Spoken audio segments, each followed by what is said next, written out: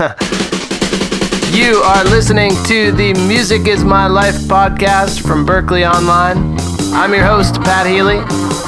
And this month, I want you to take note of the Boston Red Sox. Sure, why not? It's the beginning of October, and the team is in the playoffs. So we're talking to Fenway Park's organ player, Josh Kantor, who also moonlights as a member of the band The Baseball Project, which includes members of R.E.M. and the Dream Syndicate. I should point out that Josh also daylights. Can I say that? Like the opposite of moonlights?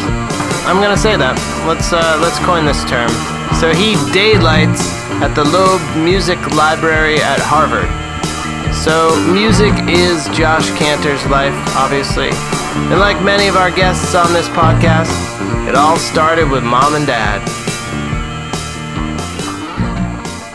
My parents had a lot of great old records and they played them all the time, and that was hugely important for me growing up. My mom was into a lot of show tunes, and she was sort of a Beatlemania kid, so she had all the Beatles records. They both had a lot of folk music and certainly all the Dylan stuff.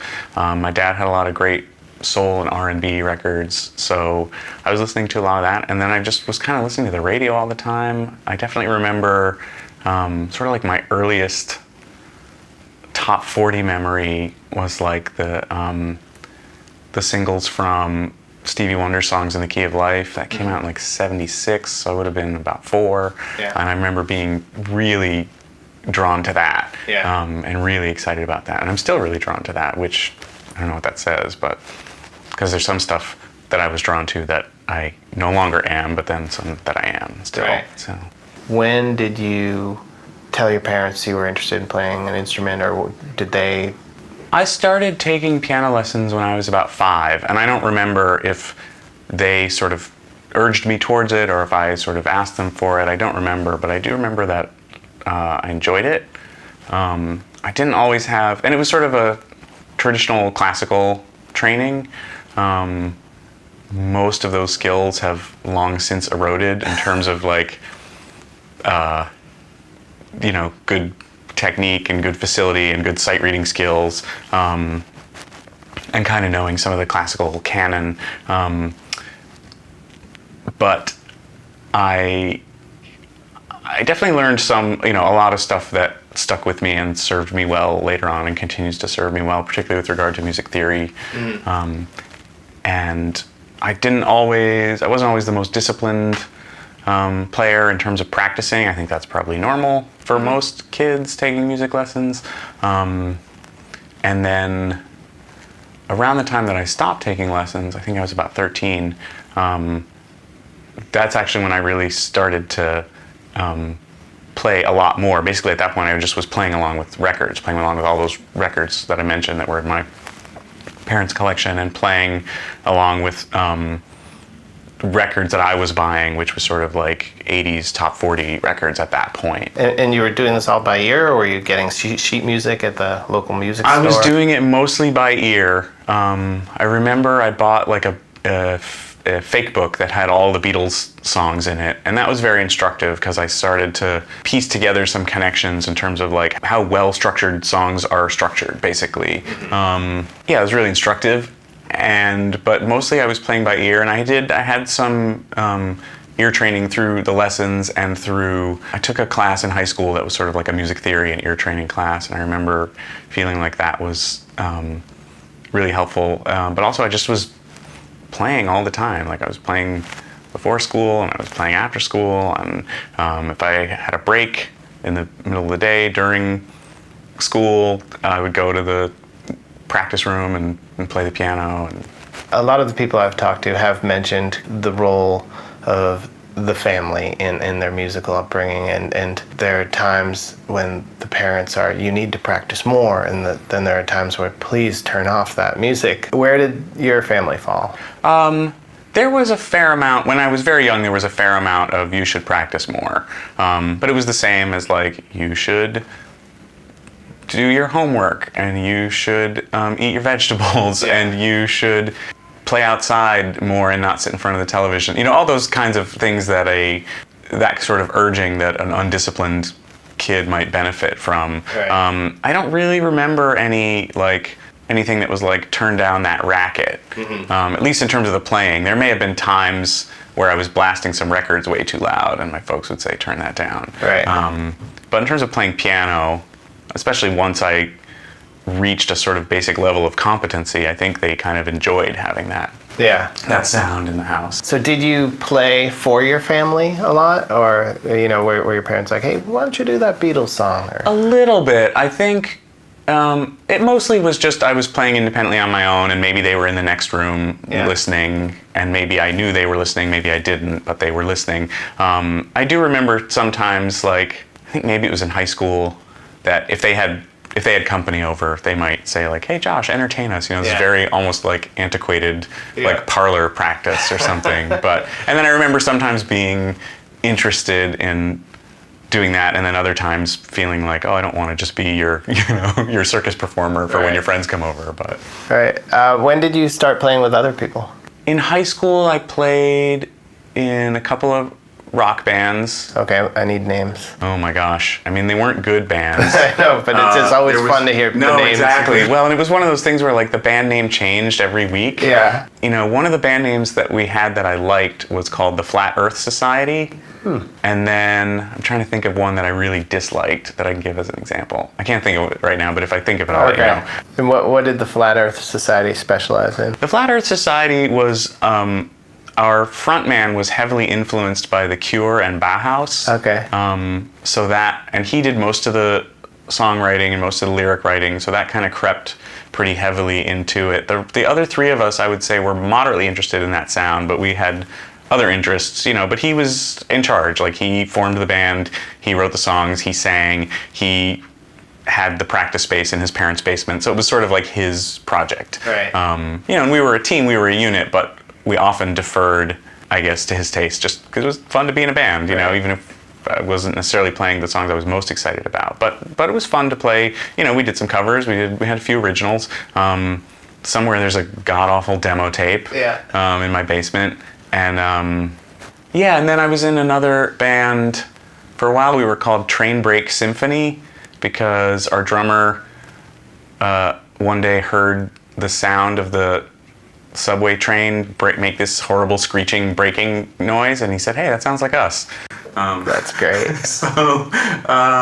And we would play like high school house parties, and like the teen community center would have these sort of like fun alternative, like drug and alcohol free social events for teenagers on the weekends, and we would get booked to play those kinds of things. That band was more in the vein of like classic rock covers. We had some originals, but they were just sort of jammy instrumental kinds of things, is my recollection for the most part. Yeah. So with those bands, were those the first times you started experimenting with like different sounds on the keyboard rather than just the straight up piano keyboard, or did you always have? Yeah, I got a synthesizer, an analog synthesizer in 8th grade. Oh wow. I was really interested, and because most people start with like the Casios. Yeah, it was a legit like performance, and it was something where like by the time I was 13, I mean, I wasn't amazing, but like I knew how to play, and I was reading up on synthesizers. Like I would buy Keyboard magazine, and I would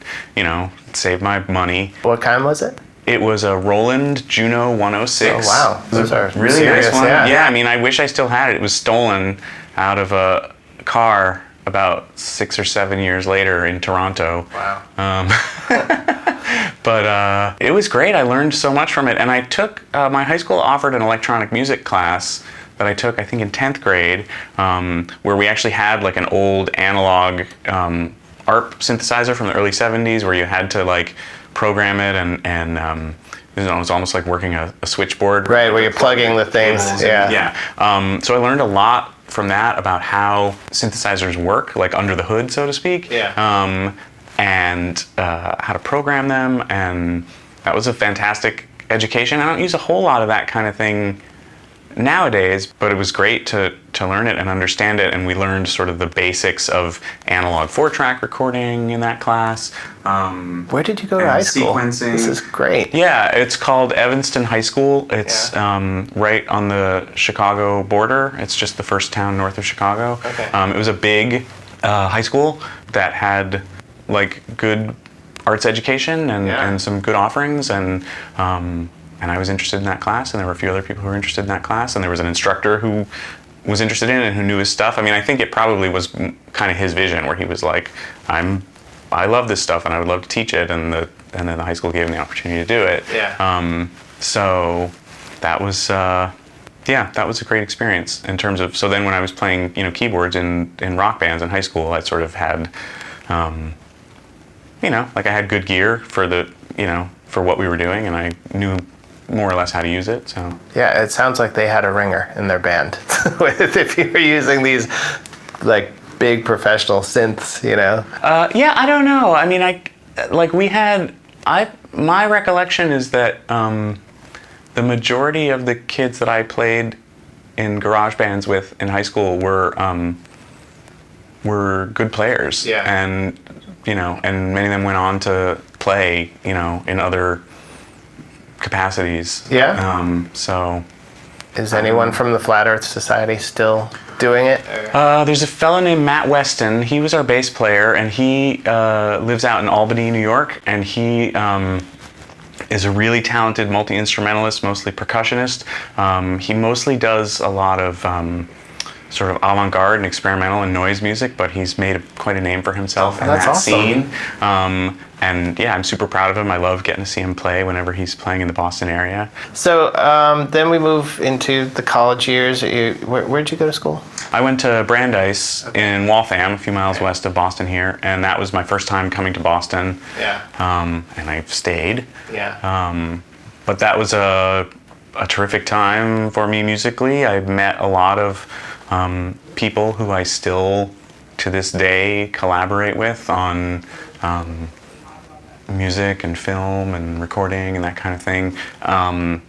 Played in a band that was sometimes good and sometimes a big mess, and a little strange, which looking back was like a fun thing to do. What was that band called? That band was, again, we had several names, but the one that kind of stuck the longest was Various Artists, which I always liked. The idea was, we're like, we'll make a record someday, and it'll be in the record store, and it'll be in the compilations section under the tab that says Various Artists. That's great. We never did make the record. We have some recordings that were in various stages of completion, and it was fun to do that. I mean, you could technically say that you've made thousands of records, because there's Various Artists are right.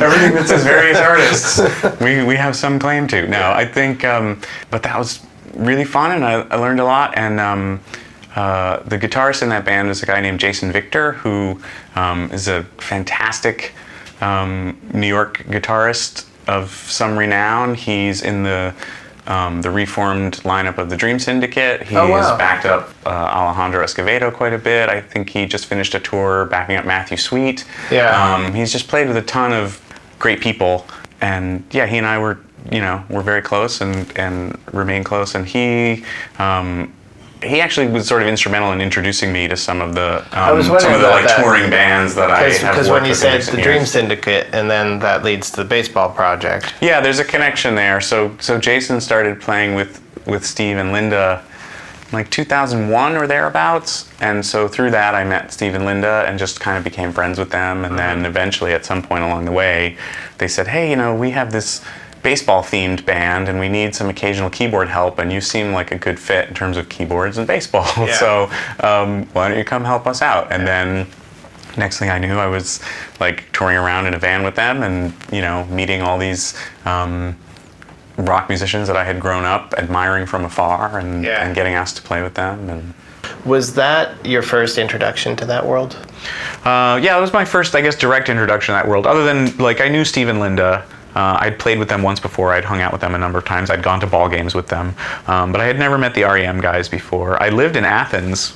My dad taught at University of Georgia, and I was like in grade school or middle school when R.E.M. was sort of up and coming. So I knew who they were. I had their cassettes, on IRS records and tapes. I would see them walking down the street downtown sometimes, be like, "Yeah, those guys look cool, man. They're in a band, and they're in a good band." And everyone was in town was sort of rooting for them.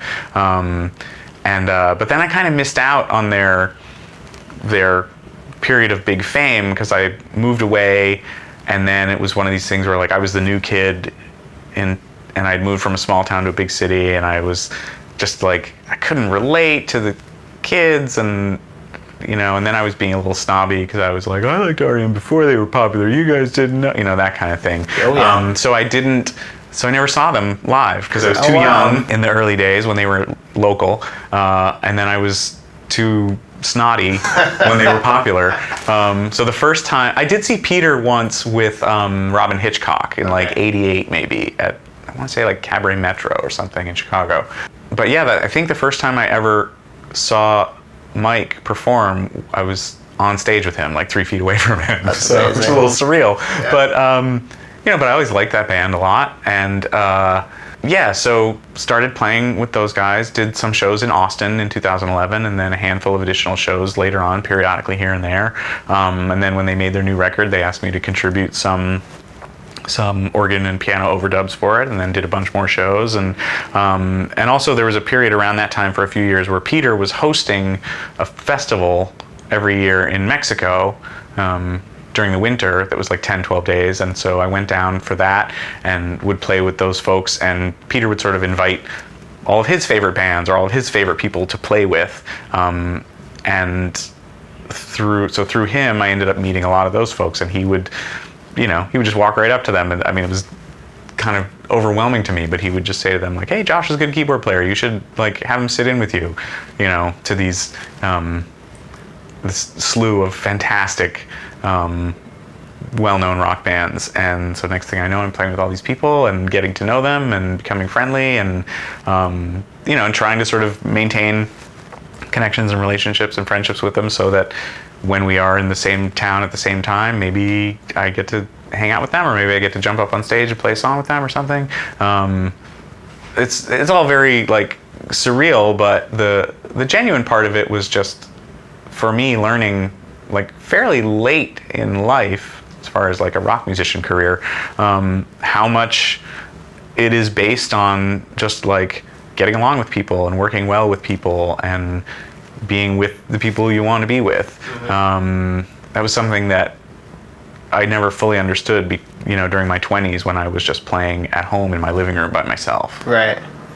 It's interesting because, you think about like the stereotype of the rock star that like probably was in the 1970s, and where it's just an arrogant jerk who's just like acts like a toddler. Yeah. And that doesn't really exist very often anymore. Yeah, I mean, I have encountered it on occasion. I've encountered some arrogant jerks, and some of them are renowned performers and some of them are less renowned, but mostly, and I don't know if it's just been lucky or if it's just that's kind of the way that it has been in more recent years, as you suggest, that like most of the folks I've played with, whether they're well known or not, are really friendly, and that's wonderful. It's a wonderful environment to work in, and it's always nice when you find out that like someone whose records you like are also a very nice person. Yeah.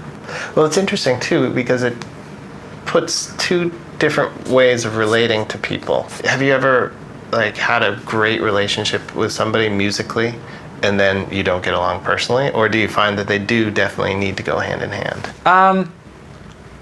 It certainly helps to, if there's one usually feeds the other and then back and forth until it becomes like a loop, a loop that allows it to kind of grow and flourish. Yeah, I mean, that's how I feel about it. I mean, I have sort of decided, I've decided to keep my day job, and I like my day job, but, there's a part of me that thinks, boy, wouldn't it be cool to just be playing music full time for a living? And I think what I realized was that were I to do that, I might have to compromise the ability to pick and choose who I want to play with and be able to prioritize playing with nice people. Mm-hmm. So there's this part of me that's like, okay, I'm keeping the day job. That means, as my friend Kelly Hogan said, don't keep assholes in your Rolodex. Right. And she's somebody who I have long admired from afar and have always tried to emulate in terms of being a side player who it seems like everyone wants to work with. She was in, I think her first band what's called the Jody grind from Atlanta, and then but she's been a singer in Neko Case's band for a long time. She's been a backup singer with the Decemberists in recent years. She occasionally sings backup with Mavis Staples. She has her own band now called the Flat Five in Chicago that's fantastic. But she's just one of these people who's so funny and warm and talented, and so other musicians just want to be around her and want her in the van. And so I want to try to be like that, because I'm not a great writer, I'm not a great frontman, I'm not a great singer, I'm not a great guitar player, but if I can be the person who stands behind those people and supports them, I know how to do that. Right. So who in all this playing was or has been the person that you've been like, oh my gosh, did that really just happen? I mean, I think in terms of like just professionally working with the people whose careers I'm kind of trying to emulate in my own way, one would be Kelly Hogan, who I mentioned, and another would probably be John Wurster, who's a fantastic drummer who has played with a ton of people. He's been playing with Superchunk for a long, long time. He's been playing with Bob Mould's band for the last several years, and with the Mountain Goats for the last several years. And he, again, just seems to be one of these people who is so good at his job, approaches it so professionally, but also is very content in the supporting role and makes people around him happy and makes them play better. When I have opportunities to work with them, I get extremely excited about it. As far as like the whole weird, surreal, crazy, like I can't believe I'm on a stage with this person because I had a poster of them on my bedroom wall when I was in 8th grade. Yeah. It would probably be John Paul Jones from Led Zeppelin. I've done a handful of shows with him in recent years, and that's crazy to me on the one hand. On the other hand, he's a very friendly, funny, down-to-earth guy, and when you're hanging out backstage, you don't feel intimidated or feel like you're in the presence of rock royalty. And then when you're on stage with him and you watch him work, you're like, oh yeah, there's a reason. Like there's a reason why he's such a legend, and a lot of it has to do with that talent and that prowess on stage. Tell me about, I've seen you speak a lot about your predecessor and your admiration for her. Or no, your admiration that I've seen you express is the Chicago the Chicago White Sox organist, Nancy Faust. Nancy. She was, I do have a lot of admiration for the first Red Sox organist. His name was John Kiley. He was there from 53 to 89, so he was the first and longest serving. He also did the Celtics and the Bruins during all those years. And that was, before there was a DJ playing recorded tracks as well. So he really was providing the entire soundtrack for all the Boston pro sports teams for many decades. So the old timers, remember him fondly. He really was sort of a celebrity in that regard. Yeah. Tell me a little bit about the passing of that torch. Well, he retired in 89. He passed away shortly after that. I never met him. I moved to Boston in 1990. There were 3 organists who served in between him and me, each for a few years each. So I don't, I wish I had a more direct, intimate connection to him, but I never met him. I never got to hear him in person, but he's got a lot of recordings, and I've gone back and studied them and tried my best to emulate that sound and play a lot of the repertoire that he used to play, just to preserve that long-standing tradition for the fans who remember that. And he was an important figure in the in the history of sports music. Nancy was the one for me when I was in high school in the Chicago area, and I would go to, I went to a lot of Cubs games and a lot of White Sox games, but when I went to the White Sox games, I was really, really drawn to her style of play. And I was a teenager, and I remember thinking, even as a teenager, like, man, that must be the coolest job in the world. Yeah. I never thought anything would come of it, but she was in a publicly accessible area in the ballpark, so you could go over and chat with her and watch her play, and I used to do that sometimes. And that made a mark on me as well, just watching how accessible she wanted to make herself to people and allow people to reach out to her, and she would take requests from people, and I thought, that's just the coolest thing. Yeah. And she really kind of pioneered a lot of the things that are taken for granted today in terms of baseball music, especially things like the introduction songs, the walk-up songs for the different players. and the kind of, tongue-in-cheek humor of a song to comment on a play that's happening, or a situation in the game, or a situation on the field, or a situation in the stands. She had a huge role in that, and she had a huge role in kind of like modernizing the ballpark repertoire, because before her, it was all sort of pre-rock and roll music. It was Tin Pan Alley and show tunes and other kinds of standards. She was 23 years old in 1970 when she started. She was young and she was hip, and there was a lot of young hip music happening at that time. Rock music, pop music, soul music, and she was playing it. And I think there was a little bit of a backlash at first, and then there was this big enthusiastic response from younger fans who the team, had been trying to figure out how to cater to. So she was, she was a star, which is cool in and of itself, but also she was she just was so good at what she did and ahead of her time. And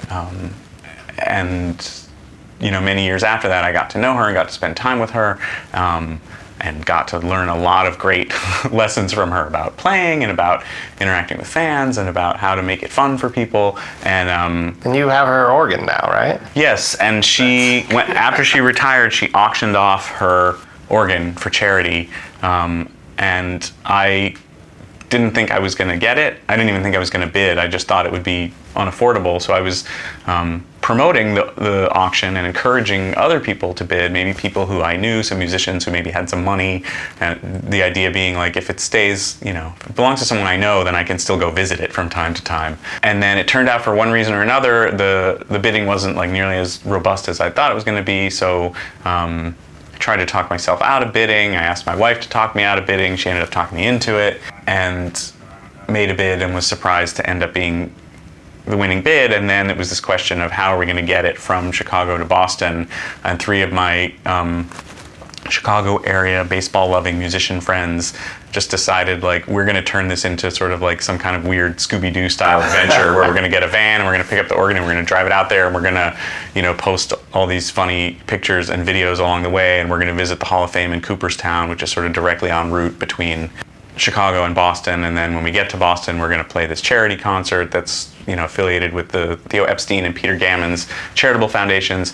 So it turned into this whole big, wild, weird, crazy thing that garnered all this media interest. And for me, it was just really fun to kind of be waiting and watching on the receiving end to like welcome them to my home. Oh, you didn't go out there with them? No, I wasn't on the trip. I was, I was posting about it, and I was talking to them regularly, and I was helping them coordinate logistics. I called in a favor to the Baseball Hall of Fame to a friend there to ask to get them sort of a VIP behind-the-scenes tour of some of the archives.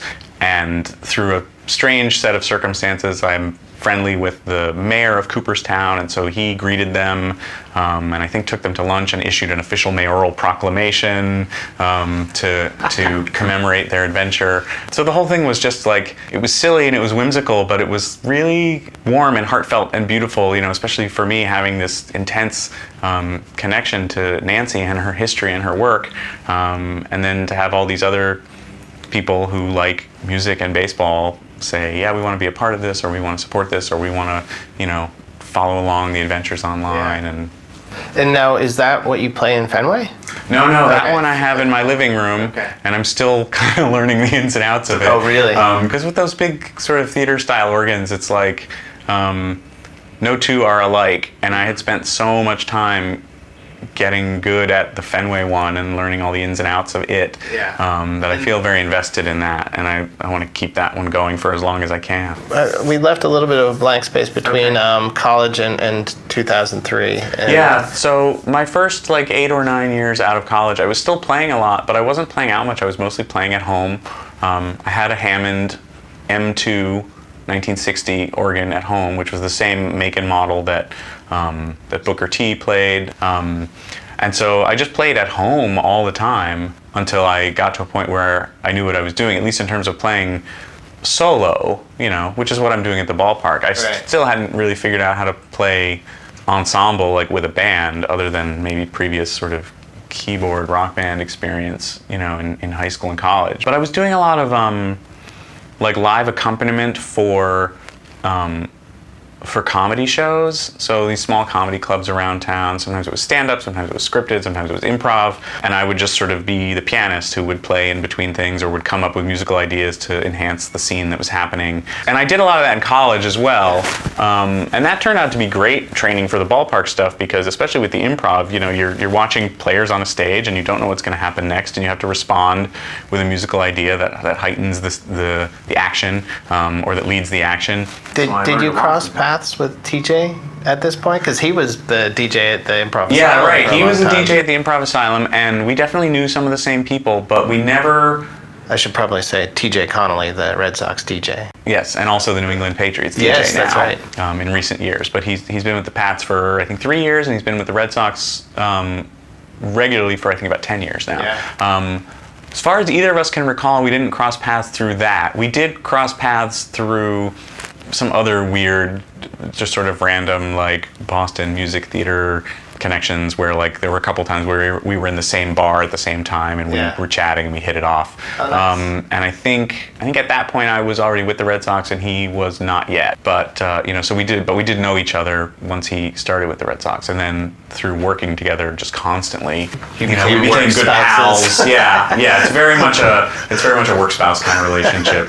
I loved watching you guys that one time where you guys are just constantly talking to each other in the mic. Yeah, we wear a headset because we aren't in close physical proximity to each other. The organ and the DJ used to be very close to each other, and then things got reconfigured in the control room. The organ got bumped to the downstairs to the sort of like restaurant area. But yeah, we talk to each other all throughout the pregame activities and all throughout the game activities and all throughout the postgame. We're just constantly keeping each other on our toes, giving each other cues, suggestions, feedback, when to play, when not to play, make sure we both don't play at the same time, make sure we aren't sort of stealing too many of each other's ideas. Yeah. And but it's really fun to have someone, that you trust, who really knows music and knows baseball and has that kind of quick wit, to work with as a partner and to not sort of not feel like you're doing it alone on an island.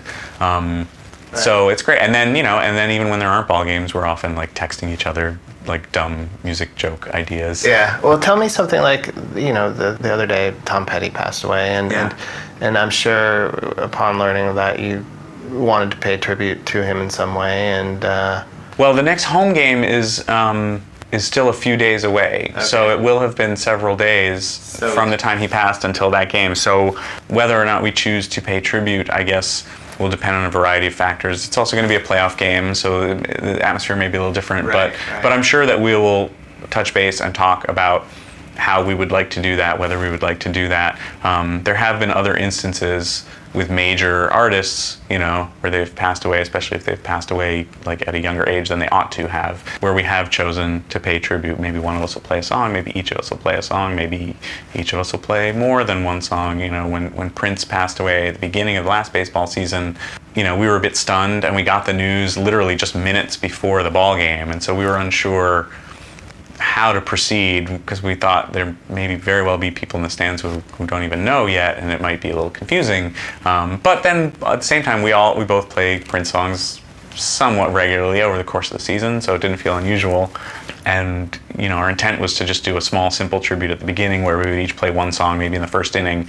But we got such an enormous positive response from people saying how much they enjoyed it that we said, well, okay, let's do another one, and then let's do another one. And the next thing you know, we were doing it every inning, trading back and forth inning breaks, and all of a sudden, by the end of the game, we had just sort of played, Prince music the whole game, which was cathartic in a way. It was sad. It was jubilant. There was a warmth to it. It was a little stressful for me and I guess for him as well in terms of like coming up with with a full slate of programming. But there were a lot of, I'm very familiar with his work, but some of those songs I maybe hadn't played in 20 or 30 years, and I had to relearn them all very quickly on the fly. So. Yeah, you just sit there with the headphones and your iPhone and look things up really quickly before. That's what I usually do if I'm preparing to play a song that I don't feel real familiar with or maybe have never heard before. Because now I do this thing in recent years where I take requests via Twitter from fans in the stands where they can send me the name of a song that they would like me to play. And more often than not, I'm able to find a time and place to play that song, or at least play a chorus of it if it's a short, cue. and it's really fun. It's really exhilarating. It's also like fairly terrifying to not know from night to night and from inning to inning what your next song is going to be, and maybe you've never even heard it before, and you just have to trust that you can like pull it up quickly, listen to it, get the gist of it, put it out there in a way that's like, you know, good enough that it sounds good. I don't want to play it if it's going to sound not good. Right. But that's been really fun for me, and I think it's been really fun for the people who take part in it. It's not something that's like very widely advertised, because I wouldn't want it to turn into something where I'm getting 100 requests a night and I only have time to get to 15 of them, and then I have to say no to 85%. But right now I tend to get about 10 to 15 per game, and I'm able to get them all in usually. So that's great. And how long into doing this via Twitter did it become kind of a thing? It wasn't long. I mean, I wasn't really interested in Twitter, just in general, in terms of baseball stuff or in terms of anything else. I just didn't understand the utility. It was a thing where like the boss at the day job was sort of forcing all of us to get on there, and we were all skeptical. And then at some point along the way, there was two people. One was TJ, the DJ, and then also this guy Matt Kaminski, who's the organist for the Atlanta Braves. They were both starting to use it for baseball-related purposes, a fan experience, and they each said to me, I think you should give it a try, I think you'd be good at it. I didn't think it would turn into a request line, but I just thought it might be a nice way to get feedback from people and to learn what people like and what they don't like, because I did feel a little bit sometimes like I was operating in a vacuum, and I was trying to make the best choices, but didn't always know if I was making the best choices. And yeah, just very, very slowly, gradually, you know, it kind of built up into its own thing, and now I hear from a lot of fans, and they tell me what they like and what they don't like and what they want to hear, and it's been really enjoyable, and as far as I can tell, it's been really enjoyable for them too. I guess for the ones who don't enjoy it, they unfollow, and that's fine. Right. But you know, and it allows me to let people know, even if they aren't at the game, like, here are some of the requests I'm taking, here are examples of songs that I'm trying to play. And I try to have a playful interplay with people on that as well, to kind of keep it light, crack jokes. You know, I might tease and make fun of their musical taste a little bit, but I probably make twice as much fun of my own musical taste. So I feel like it's fair game. I feel like it's just sort of that's the service fee that you pay for getting your Taylor Swift song played, is that I get to make a crack at Taylor Swift. I think you said something a few weeks ago about guys who are requesting boy band songs from the 90s and pretend it's for their girlfriend. Yeah, that was this guy. He's like, will you play my wife's favorite Backstreet Boys song, Everybody? Yeah. And I was like, oh yeah, sure, it's for your wife. I hear that all the time. And he was a great sport about it. Yeah. He's like, oh yeah, you caught me. It was really for me. You know, he was just playing along, being tongue in cheek. But then I heard from other people who were like, yeah, I got to admit, like, I actually do that sometimes. Like, I like the Backstreet Boys, but I try to pretend that it's just my girlfriend who likes it and not really me. That kind of thing. So it's fun to just play with expectations and celebrate pop songs for what they are, which is these fun little morsels. You know? Yeah. Right, I like the terrible hit song contest you've been doing lately. Oh, that was fun. I did that just on the last day of the season, because they had clinched the division title the night before. So I thought, okay, the stakes are low today. Yeah. What's sort of a fun, goofy, engaging thing that I can do? And I just tweeted, like, send me the name of a terrible hit song. I'll pick the worst one and humiliate myself by playing it. Oh God, there were so many bad ones, and I got way more response to it. It's funny how how enthusiastic people were to name songs they hate more so than songs they love. But there were so many amazing ones that I narrowed it down to 4 finalists, which were Paul Anka's "You're Having My Baby," which is such a nightmare. "I've Never Been to Me" by Charlene, which has always been a personal pet peeve for me. "What's Up" by Four Non Blondes, which is one that I have also always strongly disliked personally, and that I got a lot of responses for. And then the fourth finalist, which ended up, so I put the four finalists to a vote on a Twitter poll, and the one that won was the Billy Ray Cyrus, the Achy Breaky Heart. Oh, yeah. So you talked about the day job a little bit, but tell me, has there always been music in the day job? No, there's always been libraries in the day job. Ever since I was in high school and college, and I would work summers and work study in university libraries. And so then when I graduated college, I wasn't sure if I wanted to stay in Boston, but I was... What was your degree in? My degree was in Spanish literature. Okay. So I wrote a thesis in Spanish on Don Quixote, which I read in Spanish, which looking back, I'm like, wow, how did I do that? But I just immersed myself in Spanish, basically, when I wasn't doing music stuff. Like I did Spanish stuff in the classroom, and then I did a lot of music stuff, extracurricular.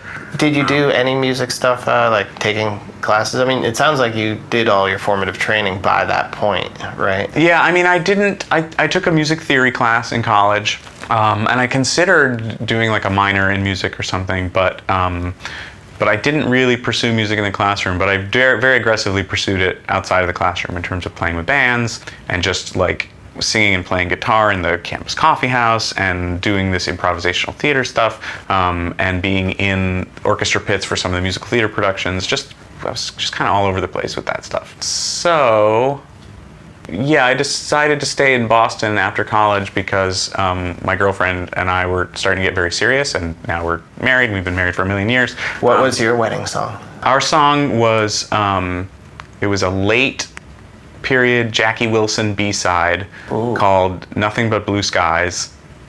Great song. Was not a big hit, but one that we both were really fond of, and it's just an excellent, beautiful, it's an up-tempo song. And there have been a couple times where she's been at the ball game, and I have played it as sort of like a secret love note. Oh, that's so sweet. In the stands. Yeah, that was our song. Anyway, I'm sorry. No, that's okay. Putting it on different tangents. So when I decided to stay in Boston, part of it was, mostly it was wanting to be with her, but it was also this idea of like, you know, my previous work experience is in university libraries. There's a lot of university libraries in this town, so I could probably get a job somewhere. It's like that Spinal Tap part. Is Boston canceled? Don't worry, it's not much of a college town. Yeah, exactly. So I just always, I had a variety of library jobs at different universities. I've been working in the libraries at Harvard since '99. For a long time, I was in the law school. And then about 4.5 years ago, I switched over to the music department. They had an opening there. Yeah, every now and then I'll see you'll post something like you'll actually have an artifact from, like, what's the most precious artifact you've come across or gotten that's a a handle? good question. I mean, so because you wear these gloves and stuff. Yeah. So my role in the music library now is to basically help. I'm one of two people who kind of oversees all of the stuff that's what they call special, which means it's old or it's rare or it's valuable or it's unique or it's more than one of those things. We have a handwritten Marriage of Figaro opera. It's not Mozart's original hand, but it's the copyist, the scribe basically, who he hired to take his chicken scratch and turn it into something that could be legible and that could then be read and interpreted by, you know, a printer who could print it. Yeah, I was looking the other day at the undergrad thesis that Leonard Bernstein wrote when he was a senior at Harvard in 1939 at age 20. It was very, very interesting to read that because it touched on a lot of work that he later, you know, became known for and was an innovator of. So to see that young, prodigious mind kind of churning on some of those topics before he had sort of kind of fully reached the fruition of it was pretty fascinating. That's really cool. So tell me then, I'd like to know of right as you're getting the Red Sox job. Yeah, so the Red Sox, at the beginning of 2003, they had a vacancy for the organist position. I knew someone who was working for the team at the time, and it was someone who I knew, well, through a variety of connections, but most recently at that point I had known him from the comedy club work that I mentioned. He and I had written some songs together, and he would get on stage and sing the songs and I would play behind him. And we'd known each other for a long time and had run in similar kind of creative and performing circles, so he knew that I could play. He knew that I had, you know, a knack for the improv thing.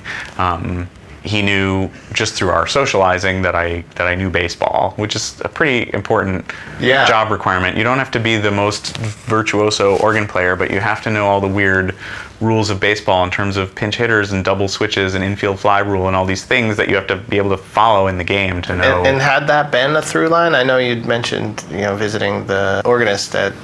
Yeah, I had always been a big baseball fan. That was something that my dad got me into when I was probably about 7 years old, and I always followed it. I played it a lot as a kid, sometimes just in the park behind the house, but I also played sort of organized Little League until I was about 12.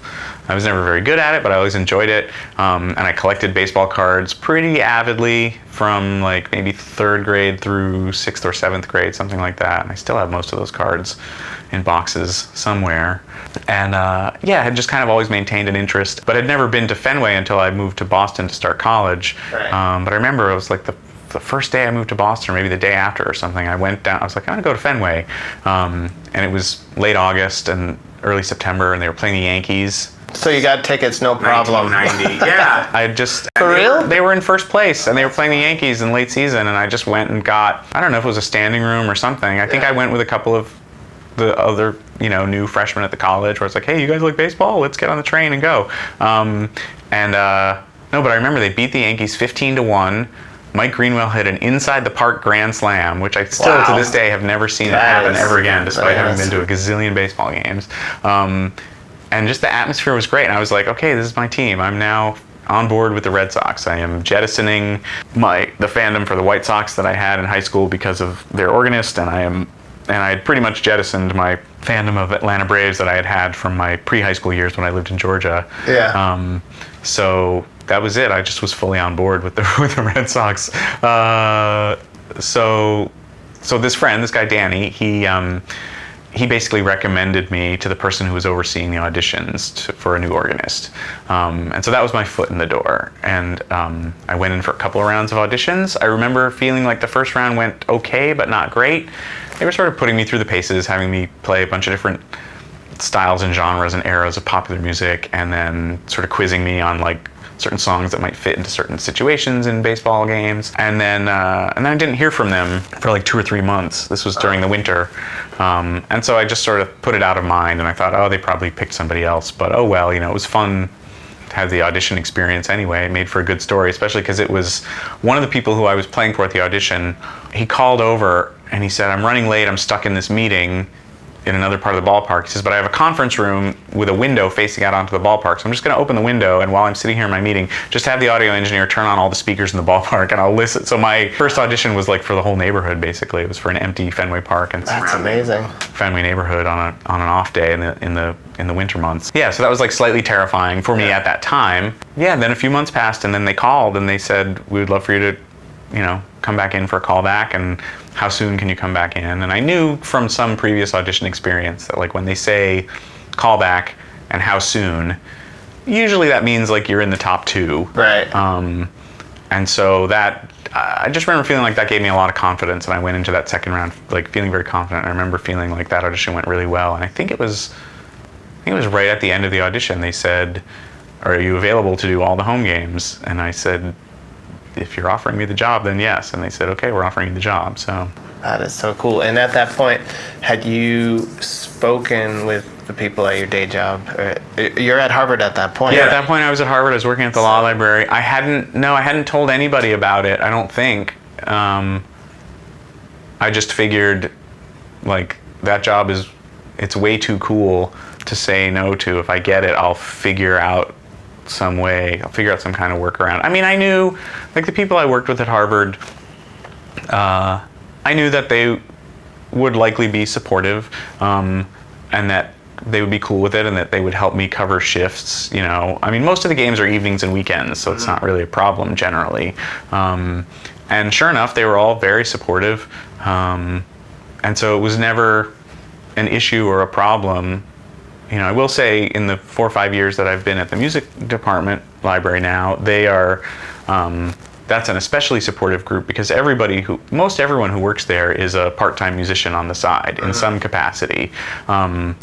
So we're all very used to people having rehearsals, auditions, performances, recording sessions, whatever it might be, and people are supportive about covering each other's shifts and making sure that the work gets done. So there have been times when someone has done me that favor, and another time when I've returned the favor. So I wanted to hear about the first game. The first game was pretty nerve-wracking. I mean, I had never played for more than 500 or 600 people. Yeah. And mostly I was playing for about 50 people in terms of most of my local, rock gigs, comedy gigs, and that kind of thing. And I remember the day before they had told me, don't worry, we're gonna ease you in gradually over the course of the first few games. And I thought, that's great. I really appreciate that. I could use some easing in, because the other thing was, I had never been on a headset before, and it's very much like a television station control room style production where you're working in conjunction with all the audio video people, all the people who are running cameras and scoreboards and lights and statistics and replays and highlight packages and all this stuff.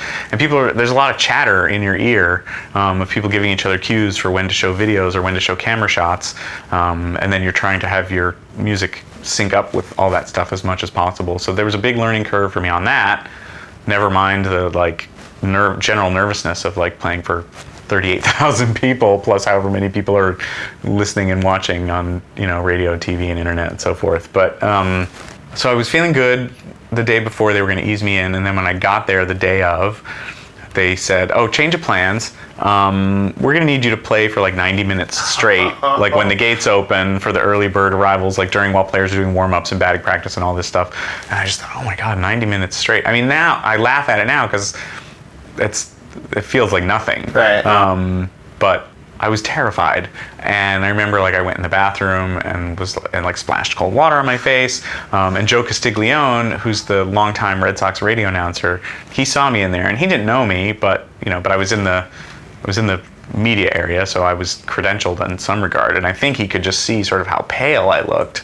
And so he asked if I was okay, and I explained to him the situation, and he's a big music fan, and he said, oh, don't worry, I'm sure you're going to be great, you're going to be fine. He gave me a little pep talk, which was actually super helpful, just this weird, lucky, random thing that happened, and then I went and I played, and then I got through the 90 minutes, and then I kind of remember thinking, if I can get through that, now I can get through most anything, maybe I'm ready. There was one other thing that I wasn't quite ready for at that point, which was they had lined up Lou Rawls and Ray Charles to perform before the start of the game. And I didn't know this. At the time they were trying to keep it under wraps. They didn't want it to get leaked out. They wanted it to be a surprise. And so it was a very limited number of people, even within the production and the organization, who knew who it was going to be. I knew it was going to be somebody, but I didn't know how it was going to be, and I didn't know that I was going to fit into that in some way. But I remember the producer's talking to me on the headset. He says, okay, here's Josh. Josh, here's how it's going to go. It's going to be Ray Charles is going to come out. They're going to have a grand piano for him. He's going to sing sort of his iconic rendition of America the Beautiful. Yeah. Then we're going to have Lou Rawls come out and sing the national anthem. And then we're going to throw to you and we're going to ask you to play something. I was just how do you follow that? I have to follow those guys on my first day in a full stadium. And I got to figure out what I'm going to play, and the whole thing is really a blur to me at this point. I don't remember what I played. I know I played something. Dumb. No, I picked some pop song and I played it. I don't remember what it was, but that was a thoroughly overwhelming experience. Wow. And then I remember after that one feeling okay, now Right. that was the trial by fire. Yeah. I'm not going to be thrown or nervous going forward. And it was kind of true. It ended up being better than getting eased in. It's that thing do you pull the Band-Aid off slowly or do you pull it off quickly? And I thought it was going to be slowly. It ended up being quickly, and in the long run, that ended up being better. But I had no idea at the time. Right, that's great. And then the next year is the World Series. Yeah, my second year there, they broke the curse. They won the World Series for the first time in 86 years. You broke the curse. It might have had something to do with David Ortiz and some of those other guys.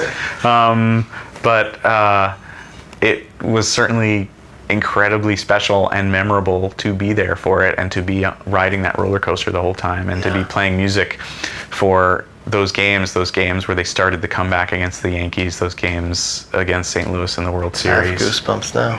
Yeah, it was magical, and it was I mean, I don't know. I remember the main thing I remember is not so much about me or about the stadium, but just the way the whole town and the whole community for like 3 weeks afterwards was just transformed, like strangers hugging each other on the streets and just these jubilant cheers like erupting spontaneously on street corners. And like, we need an actual World Series right now. yeah. To make everybody in the world hug each other. Right. That's for true. But I remember I had booked like a year in advance this performance at Symphony Hall where they were going to be highlighting their refurbished organ. They had spent 2 years refurbishing it, and they wanted to have this big festival to kind of celebrate it. So they brought organists of all stripes to come and play it. So they had a classical organist and a church organist and a silent film organ accompanist, and I forget what some of the other ones were. And then they had me. I was going to come do 10 minutes of sort of ballparky kind of stuff. And they lined up the schedule a year in advance. It was a really cool program, and it was, I mean, you know, I'd certainly never played in Symphony Hall or anywhere like that before, so that was pretty damn special. But what no one knew was that it was going to end up being the week after the Red Sox won the World Series for the first time in 86 years. So, you know, there was the other organists were all well received. I was extraordinarily well received for no reason other than just everyone was on this Red Sox high. And I remember I'm waiting in the wings, and they're introducing me from the podium and saying, and now here he is, the organist for the Boston Red Sox. And people just went bananas. And I was like, well, I can't live up to that with the sort of like, you know, corny little pop songs that I'm now going to play on this giant pipe organ that has over 5,000 pipes. But it was special. It was fun. Everyone stood and cheered and clapped and sang along with all the songs. And so that may have been the first time or one of the first times that, like, you know, 2,500 people in Symphony Hall were all singing a Monkees song or whatever. Right. But I've referenced a few times that dun dun dun dun dun. Yeah. What is that called? Oh, I don't know. Doesn't have a name? Yeah, I don't know. I mean, there's the one by various artists. Yeah, there's the one that's called Charge, which is the like da da da. And then it's funny because I actually do not play any of those little chant pieces at Fenway. TJ and I don't do those kinds of prompts that like tell people how to cheer or how to clap their hands. We kind of feel like our fans are savvy enough to know when to get those things going on their own. I mean, we'll help rile people up. But we kind of feel like the fans are steering the ship more than we are, and they do know how to pace themselves over the course of the game and what the peaks and valleys are, and when to like lean into the intensity of a situation without having a real blatant hit you over the head kind of cue tell them. Was that from the start that you said I'm not going to do that? Or yeah, I think we inherited that. Yeah. And I don't know if that had always been the case at Fenway, but certainly for some period of time prior to me and him being there, that was sort of the policy, and it was a policy that we had no problem getting on board with because we recognized that the uniqueness of that, and that it does make sense at a place like Fenway and with a fan base like the Red Sox. Red Sox fans know their baseball, and if you try to insinuate that they don't, then they feel that you've insulted their intelligence, and you kind of have insulted their intelligence. But I think that's great, because then it really, you know, there's no shortcuts for doing this well. Like you have to have good ideas. If you don't, people will let you know. But I've subbed a handful of hockey games for the Boston Bruins. And they do several of those kinds of chants. And some of them have names, some of them don't. But I remember when I shadowed Ron Poster, who's a Berklee alum, who's been the Bruins organist for several years. He kind of went through the checklist with me of all those prompts and told me what the names of them were, and I wrote them down. So somewhere on a piece of paper, and they all have silly names. I don't know if it's names that he came up with or that he learned from somebody else, but yeah. Anything, as we wrap up, anything different in the way you approach playoff season? Because I want to get this out there, you know, at the beginning of the playoffs. Yeah, so the playoffs are just about to start, and the playoffs are a little bit different than the regular season in terms of what TJ and I are doing, I guess in a few different key ways. One is that it's sort of wildly unpredictable. Like the regular season, you know there's going to be 81 games, and you know which days they're going to be on, and you know what time they start. The playoffs, you don't know how many home games there are going to be. It could be like last year where there's only one and the team doesn't play real well and they get knocked out quickly, or it could go throughout the entire month of October. If they play well and keep winning and get into the World Series, and you don't know who's going to have the home field advantage, so which games are going to be at home, which games are going to be on the road. So just the scheduling alone and figuring out kind of how to pace yourself through it and try to build accordingly but without knowing, that's different. I mean, I'm always optimistic about it. I always feel like, I like our chances. I think we'll win. Why not? Why not us? But ultimately, you never know how it's going to go. As far as then sort of actual presentation in game, we have some go-to songs that we kind of reserve for playoff season. Some of those are already established. Some may be subject to review.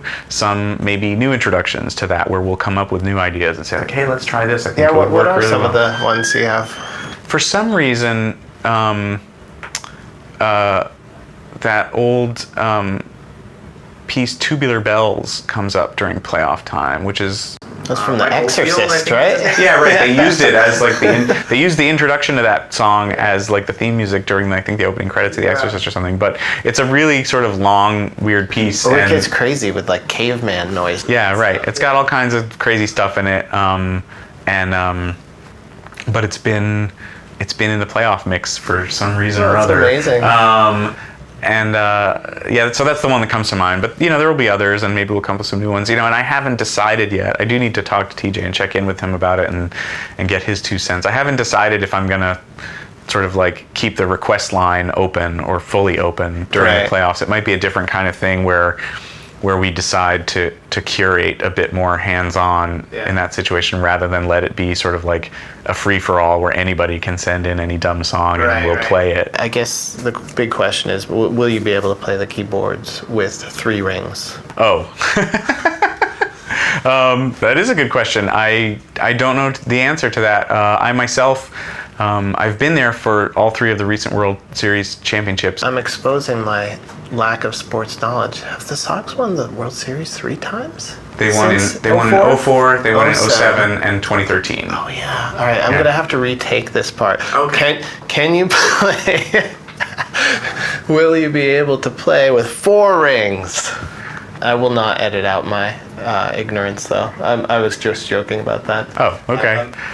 It's a good question. I don't know the answer. At this point, I am the proud owner of 1 World Series ring, which I got when they won the series in 2013. When they won the previous 2 times in 04 and 07, I was there. I was part of the team, but I did not get a ring in those years. I guess I didn't make the cut. They didn't when they were trying to decide who was important enough or whatever to earn a ring. But I have the 1, and if I am lucky enough this year or at some point in the future to get another one, that'd be fine by me. Another World Series is fine by Josh Kantor. And please, please, Boston, find it in your heart to forgive me for forgetting about the 2013 series. We had a new baby in our life that year, and by that point we hadn't slept for probably 6 months. We were walking around in a dream state. And also, come on, the podcast isn't called Sports Is My Life, so you can cut me a little slack, right? It's called Music Is My Life. And you can find all the previous episodes at online.berklee.edu/take-note. And on most of the other places where great podcasts live, including iTunes. Speaking of which, if you have a moment, please take some time to leave a rating and review for the Music Is My Life podcast on iTunes. I really appreciate that you've all been downloading this podcast and listening over the past year, and I want to hear more from you. So tell me what you think in the reviews section, and you'll hear more from me next month. Thank you so much for listening, and play ball!